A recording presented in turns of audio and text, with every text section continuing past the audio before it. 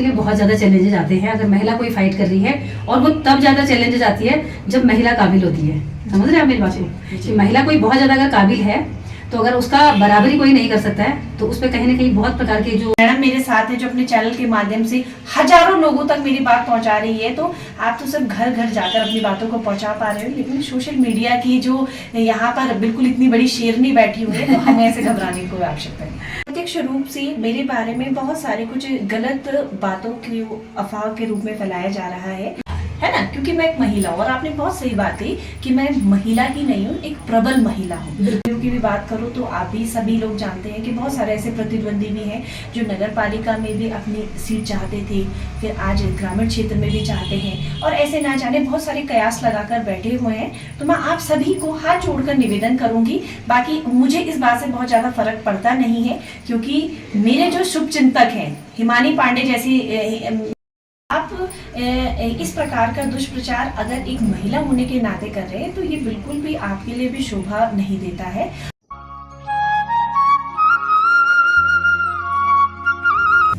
जय माता दी मित्रों, welcome back to my channel. मैं हिमानी पांडे एक बार फिर से आप सभी का स्वागत करती हूँ अपने यूट्यूब चैनल में। तो दोस्तों, सावन का महीना और शंभुनाथ का जो है अभी भक्तिमय माहौल, झमाझम बारिश के साथ में, और उसके साथ में एक प्लस पॉइंट जो है त्रिस्तरीय पंचायती चुनाव। ज़्यादा बात को ना बढ़ाते हुए मैं सीधे सबसे पहले उनका परिचय आप लोगों तक रखती हूँ, तो आप लोग मेरे साथ में पूरे ब्लॉग में बने रहिएगा। तो मैडम, स्वागत है आपका मेरे चैनल में। बहुत बहुत धन्यवाद हिमानी जी। तो सबसे पहले आप मेरे व्यूवर्स को अपना परिचय दीजिए। सबसे पहले तो मैं आपके चैनल का बहुत बहुत धन्यवाद अदा करती हूँ कि आप यहाँ पर आए, आपने मुझे समय दिया। मेरा नाम है शैलजा सिंह और मैं पौड़ी की ही रहने वाली हूँ। अगर मैं अपनी शिक्षा की बात करूँ तो मैंने बीटेक मैकेनिकल इंजीनियरिंग से की है। इसके बाद मैंने लगभग 5-7 साल देहरादून में जॉब करी, प्राइवेट जॉब। फिर शादी के बाद मैंने जब मेरी शादी पौड़ी में हुई, तो मुझे लगा कि हम हमेशा 4 दीवारों के भीतर पलायन पे चर्चा करते हैं कि पौड़ी खाली हो रहा है, लेकिन बेहतर है कि हम उसके किसी विकल्प के बारे में चर्चा करें। तो मैं देहरादून में एक लंबा अनुभव मेरा रहा था, तो मेरी कोशिश थी कि जब मैं देहरादून में रहती थी तो मन में यही विचार चलता था कि इस प्रकार का कुछ सेटअप पौड़ी में भी होना चाहिए। और उसी का ही प्रमाण आज आप मेरे साथ हैं कि मैंने पौड़ी में वर्ष 2024 के अंतिम माह में, दिसंबर माह में ऋषि रिच एजुकेशन हब की स्थापना करी। और यहाँ पर कई सारे युवक और युवतियों को रोजगार तो दिया ही है, साथ ही जो नौजवान बच्चे भी तैयारी कर रहे हैं उनको पढ़ाई का एक अच्छा प्लेटफॉर्म प्रोवाइड करवाया है। आप बहुत ही अच्छा काम कर रही हैं। तो इस काम के चलते चलते आपके दिमाग में इस वक्त ये आया कैसे कि आपको एक समाज सेवा दूसरे तरह से करनी चाहिए, जनप्रतिनिधि बनके, तो आपके दिमाग में किस तरह से आया? और आप कैसे देखती हैं पौड़ी को, जो कि एक क्रांति की नगरी माना जाता है, यहाँ से हर प्रकार की क्रांतियाँ शुरू हुई हैं, तो आप किस प्रकार से हमारे पौड़ी की दशा और दिशा को देखती हैं? हिमानी जी, ये मेरा एक लंबा अनुभव रहा है कि जब मैं क्लास 8 में थी लगभग, तब से मैं समाज के साथ बहुत गहराई से जुड़ चुकी थी। क्योंकि मेरे जो मौसा जी थे, श्रीमान भगवान सिंह टमटा जी, वो एक बहुत ही बड़े समाज सेवी रहे हैं, और उनके साथ मीटिंग्स में जाना, बोलना, बातें रखना, वहीं से ही ये एक खून में मेरे आने लगा था कि मुझे समाज में जो परेशानियां हैं उन पर चर्चा करनी है। बहुत छोटी उम्र से, लगभग आज से 15 साल पहले ही मैं मंचों पे जाके और अपनी बातों को रखना मैंने शुरू किया था, और आज उसी का ही देन है कि मैं इस तरीके से अपनी बातों को रख पाती हूँ। रही बात समाज सेवा की, तो मैंने हमेशा महिलाओं के लिए, महिला उत्पीड़न हो या किसी वंचित समाज जिसको हमारी आवाज की आवश्यकता है, जो अपनी आवाज को खुलकर नहीं उठा सकता है, उनके लिए जनरली मैंने काम किया है। और मैं आपको बता दूं कि मैं कई सारे बड़े संगठन जो ऑल इंडिया लेवल पर है, उनके लिए मैंने उत्तराखंड मीडिया प्रभारी के रूप में भी कार्य किया है। इसके साथ ही मैं एक वक्ता के रूप में भी सामने आई हूँ, और वक्ता के रूप में मैं न सिर्फ उत्तराखंड में बल्कि मैं जम्मू कश्मीर, महाराष्ट्र, यवतमाल और दिल्ली जैसे बड़े महानगरों में भी उत्तराखंड का प्रतिनिधित्व करती हूँ। सबसे पहले आप ये बताइए कि आप किस पद के लिए और किस क्षेत्र से चुनाव लड़ रही हैं? हाँ बिल्कुल, ये आपके व्यूअर्स को भी बड़ी उत्सुकता होगी इस बात को जानने के लिए। त्रिस्तरीय पंचायती चुनाव में डोब सिरकोट, जो ये पौड़ी से बिल्कुल लगा हुआ क्षेत्र है, वहाँ पर ये सीट जो थी वो पहले अनुसूचित जाति महिला आरक्षित सीट थी। और मेरी कार्यशैली को देखते हुए सभी लोगों का यह मानना था कि आपको इसके लिए बिल्कुल आप एक प्रबल दावेदार हैं। तो जब मैंने इस पर अपनी दावेदारी प्रस्तुत की तो सभी लोगों का मुझे बहुत प्यार मिला और सभी का सपोर्ट मिला। लेकिन आपत्ति उपरांत ये सीट आरक्षित सीट सीट हुई। अच्छा। लेकिन जब आरक्षित सीट हुई तो मेरे मन ने मुझे ये गवाही नहीं दी कि मुझे वापस हटना चाहिए, क्योंकि आज की डेट में महिलाएं इतनी सक्षम है कि हमें सिर्फ महिला आरक्षण का इंतजार नहीं करना चाहिए, कि वी आर केपेबल कि हम कर सकते हैं। तो मैंने अपने पाँव बिना पीछे करे मैं इस रणभूमि में उतरी हूँ। अभी कुछ समय पूर्व की बात है कि सत्याखाल में एक बस दुर्घटना हुई थी। बिल्कुल। उसमें मेरे हस्बैंड ने बहुत बढ़ चढ़ कर वहाँ पर साथ दिया था। लोगों को हमने अपनी गाड़ियों में हॉस्पिटल तक पहुँचाया, और बहुत ही गजब की बात थी कि हॉस्पिटल में लाइट तक की सुविधा नहीं थी, डॉक्टर्स तो बहुत दूर की बात है। तो वहाँ पर हमने अपने फ़ोन की टॉर्च ऑन करके और तब जाके जो स्टिचेस वगैरह थे, जो भी वहाँ पर नर्स वगैरह थी, उनके माध्यम से स्टिचेस लगवाकर उनको मतलब एक प्राथमिक उपचार देकर सीधा श्रीनगर या उनकी स्थिति अनुसार देहरादून के लिए रेफर करवाया अपनी गाड़ियों में। ठीक है। और उसके बाद जब सभी लोगों को हमने सुरक्षित पहुंचाया, उसके बाद पौड़ी में हमने एक धरना प्रदर्शन वहाँ पर किया। आपको क्या लगता है कि एजुकेशन का कितना बड़ा योगदान है? अगर हम किसी कुर्सी पे बैठते हैं तो उसमें एजुकेशन कितना महत्वपूर्ण है? देखिए, ये बहुत अच्छी बात आपने कही है कि एजुकेशन बहुत ही बड़ी एक जड़ है किसी भी जगह पर बैठने के लिए, ठीक है ना। और एजुकेशन का तात्पर्य सिर्फ आपकी बोली भाषा और ज्ञान से ही नहीं होता है, बल्कि आपके अनुभव, आपकी विचारधारा, आपकी सोच भी उसमें बहुत मायने रखती है। जिला पंचायत सदस्य एक मामूली कुर्सी नहीं है, बहुत बड़ी कुर्सी है, और इसमें आपको अधिकारियों के साथ भी मिलना होता है, अपने जो सदस्यगण हैं उनके साथ भी बैठना होता है, कई सारे इसमें आपके साथ होंगे। तो एटलीस्ट आपका जो प्रतिनिधित्व करता है वो इतना केपेबल होना चाहिए कि वो आपकी बातों को सुन सके और सहजता पूर्वक उस बोर्ड में उस बात को रख सके, है ना। बिल्कुल। जिला पंचायत के लिए आप फाइट कर रही हैं, अगर आप सीट आपको मिल जाती है तो आप अपने क्षेत्र के साथ साथ, अपने जो आपका क्षेत्र है उसके साथ साथ पौड़ी के लिए क्या देखती है? पौड़ी की दशा के बारे में आप कुछ बोलिए, क्योंकि पौड़ी की जो दशा है, यहाँ से इतने हमारे नेता मंत्री बहुत सारे निकल के आए हैं, विधायक लोग, तो जैसा पौड़ी था दिन प्रतिदिन बदतर होता जा रहा है सुधरने के बजाय। तो एक महिला होने के नाते बहुत ज़्यादा होप रहती है मुझे महिलाओं से, तो आप किस तरह से देखती हैं अगर आपको जिला पंचायत सीट आपको मिलती है, कुर्सी अगर आपको मिलती है, तो आप किस तरह से हमारी पौड़ी को? देखिए, मुझे ऐसा लगता है कि हमें किसी चीज़ पर रोने और गिड़गिड़ाने से बेहतर है कि हमें उसके तुरंत विकल्प पर चर्चा करनी चाहिए। मैं एक इंजीनियरिंग बैकग्राउंड की लड़की रही हूँ, और जीवन भर मेरा यही एक सिद्धांत रहा है कि कोई चीज़ अगर हमसे या हमारे बस में नहीं है तो हमें तुरंत उसके सब्स्टिट्यूट पर उस पर काम करना चाहिए। आपने कहा पौड़ी, अगर आप पौड़ी को सिर्फ नगर के रूप में देखते हैं तो मैंने अपना एक कोचिंग इंस्टीट्यूट यहाँ पर खोला, यहाँ के पलायन को रोकने के लिए। लेकिन अगर आप पौड़ी को एक जिले के रूप में देखती है तो पौड़ी का अधिकांश हिस्सा ग्रामीण क्षेत्र में आता है, जिन पट्टियों पर हम चर्चा कर रहे हैं, और उनमें से 2 पट्टियों के उधार का अगर जिम्मा मुझे दिया जाता है। महिला सशक्तिकरण मेरे मेंस का एक ऐसे का टॉपिक था, और उसमें एक मैंने अपना सुझाव स्वरूप वहाँ पर इस बात को कहा था कि आज भी ग्रामीण महिलाओं में एक हिडन टैलेंट है। ये आपने भी पता नहीं कभी इस बात को महसूस किया हो या ना किया हो, ये मैंने बहुत लंबे समय से इस पे मैं सोच रही थी, और मैं एक उचित प्लेटफॉर्म ढूंढ रही थी जहाँ पर मैं इस बात को रख पाऊँ। तो मैंने लोक सेवा आयोग तक तो खैर अपनी बात पहुँचाई ही, पर वो एक कॉपी के भीतर थी। आज मैं आपके चैनल के माध्यम से इस बात को बताऊंगी कि आपने देखा होगा जब कभी हमें कोई स्वास्थ्य संबंधी कोई भी विकार उत्पन्न जब होता है तो हम एलोपैथी दवाइयों के साथ साथ हम जड़ी बूटियों पर आज भी विश्वास रखते हैं, है ना। और उत्तराखंड तो ऐसी भूमि है कि यहाँ पर कुछ प्रकार की जड़ी बूटियाँ पाई जाती हैं। तो हमारे घर गांव की कई सारी महिलाओं को इन सब चीजों का ज्ञान होता है कि अगर आपके बच्चे के पेट में दर्द हो रहा है या अगर कीड़े हो गए हैं तो वो कुछ ऐसी जड़ देती हैं कि वो बहुत कारगर होती है और एलोपैथी दवाइयों से बहुत बेहतर है।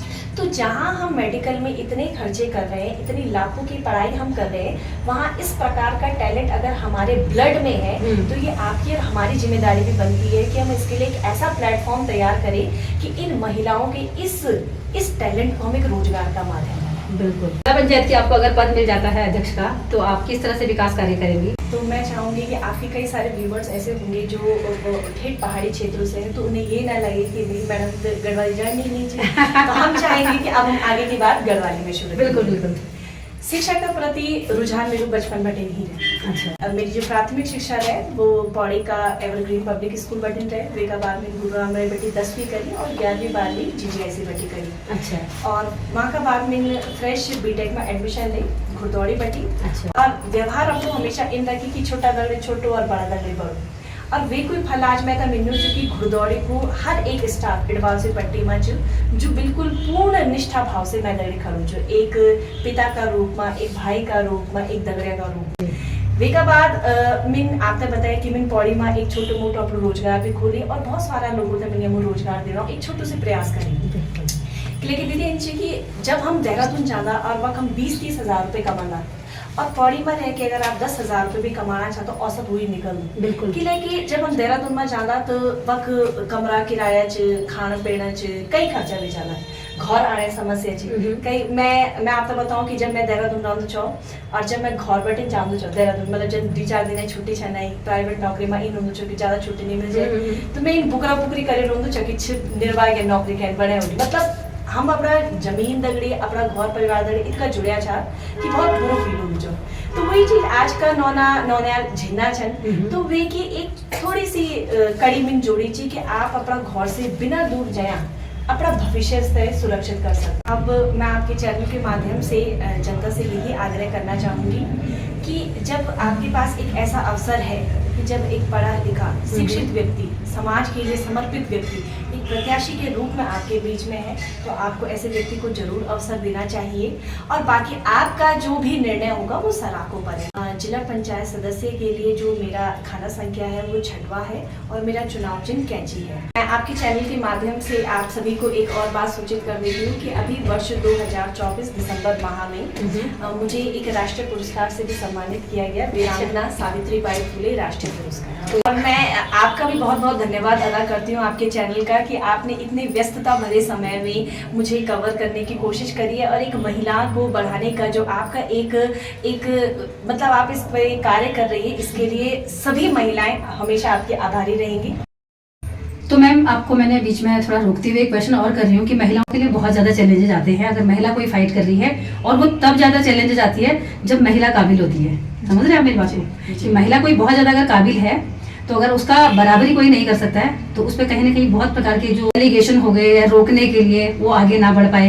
तो एक महिला होने के नाते मैं आपसे पूछना चाहूंगी कि आपको इस चुनाव में क्या इस प्रकार के जो आपके या अदर कोई पर्सन जो आपको इस प्रकार से कहीं आपको कोई ऐसे चैलेंजेस आपको फेस करने पड़ रहे हैं, क्या ऐसा कुछ हो रहा है?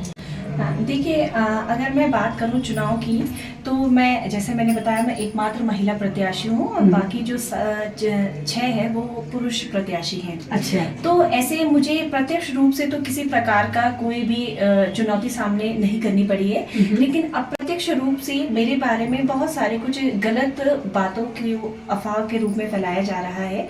अभी कुछ समय पहले एक स्टे हाईकोर्ट में लगाया गया था कि बहुत सारे ऐसे प्रत्याशी हैं जिनका नाम नगर पालिका में भी है और पंचायत ग्रामीण क्षेत्र में भी है। तो उन्हीं में से किसी ने मेरे नाम को इस प्रकार से उछाला है कि उन मैडम का नाम भी दोनों जगह है। अच्छा। जबकि मैं दोनों ही तरीके से इस बात को क्लियर करूंगी क्योंकि हम एक समाज सेवक है तो जनता की जागरूकता हमारे लिए पहली प्राथमिक जिम्मेदारी है। देखिए मैं आपके चैनल के माध्यम से सभी को बता देना चाहती हूँ कि जब ये हाई कोर्ट का डिसीजन आया तो उसमें यही बात कही गई कि कोई अगर ऐसा प्रत्याशी है जिसका नाम नगर पालिका में भी है और ग्रामीण में भी है तो वो चुनाव लड़ सकता है। हाँ, यदि ऐसा प्रत्याशी चुनाव जीत जाता है और उस पर कोई कार्यवाही होती है तो वो फिर उसके लिए स्वयं जिम्मेदार है। पहली बात। दूसरी बात मेरे लिए यानी कि शैलजा सिंह के लिए जो क्षेत्रों में इस बात को फैलाया जा रहा है कि वो नगर पालिका की है तो मैं आपको बता देती हूँ मेरा जन्म पौड़ी डिस्ट्रिक्ट अस्पताल का है 1996 का। तब से लेकर और 2000 लगभग कह सकते हैं 18 तक मैं निरंतर पौड़ी में रही हूँ क्योंकि 2014 से 18 मेरा घुड़दौड़ी में कॉलेज हुआ तो वो भी पौड़ी में ही है। इसके बाद 2018 से मैं देहरादून में रही और 2024 में जब मेरी शादी हुई तब मेरी शादी पौड़ी में ही हुई और मेरे जो हस्बैंड है वो शुरू से ही उनका जो वोटिंग का जो एरिया रहा है वो ग्रामीण में रहा। हमारा गांव गजरी है, गजरी खांडो साइड में। भले मेरा जो घर है वो पौड़ी में भी है, मेरे मतलब ससुराल पक्ष वाले जो पौड़ी में रहते हैं लेकिन हमारा घर में भी है। तो हमारे घर में मेरी सास जी और मेरे हस्बैंड का जो नाम था वोटर लिस्ट में वो गांव में था क्योंकि मेरी सास जी जो थी वो आंगनबाड़ी में हेड थी वहाँ पर। अच्छा। तो मेरी सास जी और मेरे हस्बैंड का वहाँ पर था। तो शादी के उपरांत जब मेरा वोटर लिस्ट में नाम लिखाया गया तो जब मेरे पति का गाँव में था तो मेरा भी वहीं। तो मैं आपको इन चैनल के माध्यम से इस बात की भी सूचना देना चाहती हूँ, जो मेरे शुभ चिंतक है आप बिल्कुल भी परेशान ना होइए। ये इस प्रकार की चुनौतियों का सामना तो मुझे करना ही है ना, क्योंकि मैं एक महिला हूँ। और आपने बहुत सही बात कही कि मैं महिला ही नहीं हूँ, एक प्रबल महिला हूँ। आप इस प्रकार का दुष्प्रचार अगर एक महिला होने के नाते कर रहे हैं तो ये बिल्कुल भी आपके लिए भी शोभा नहीं देता है।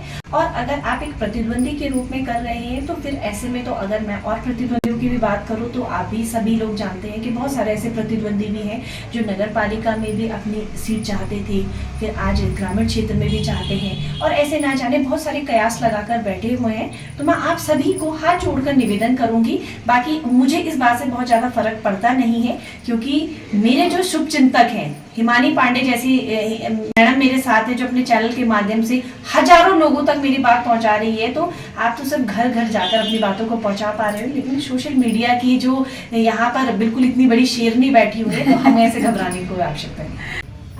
प्रचार कर करके तो यहाँ पे मैडम का इंस्टीट्यूट है और यहाँ पे इतने बच्चे जो है पढ़ने के लिए आते हैं, बैच के हिसाब से आते होंगे जी। तो अभी यहाँ पे काफ़ी बच्चे हैं और एक बढ़िया यहाँ पे प्लेटफॉर्म मैडम ने दिया हुआ है रोजगार के लिए, और हर प्रकार के यहाँ पे हर एज के बोलूँ मैं तो हर एज के ही यहाँ पे स्टूडेंट दिखाई दे रहे हैं।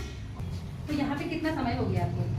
ये इंस्टीट्यूट जब मैंने शुरू किया था तो ये मेरे घर पे ही था, एक कमरे से मैंने शुरू किया था जहाँ पर मात्र 10 बच्चों की सीटिंग थी। अच्छा। लेकिन धीरे धीरे करके बच्चों का समर्थन और प्यार मुझे मिलता रहा और मैं विवश हो गई कि मुझे थोड़ा नेक्स्ट स्टेप लेना चाहिए। अच्छा। तो तब मैंने यहाँ पर ये रेंट पे ये बिल्डिंग ली है और यहाँ पर 2 क्लासरूम हमारे पास है, 2 क्लासरूम है, और यहाँ पर हर ग्रुप का बच्चा पढ़ने आता है। शाम को यहाँ पर ट्यूशन के बैचेस चलते हैं, ट्यूशन टीचर्स अवेलेबल है। अच्छा।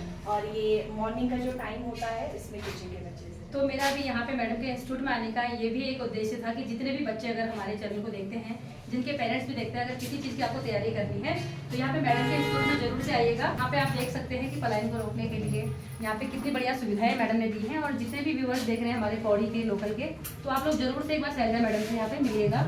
जो भी आपको तैयारी करनी है आप यहाँ पे आइएगा एक बार जरूर से, क्योंकि हर प्रकार के यहाँ पे एजुकेशन छोटे बच्चों से लेके बड़ों तक, बड़े तक। तो छोटी सी एक घर से शुरुआत की थी मैडम ने और एक अच्छे से प्लेटफॉर्म पे आज लेके आई हैं। ठीक करो, thank you so much. Thank you so okay okay.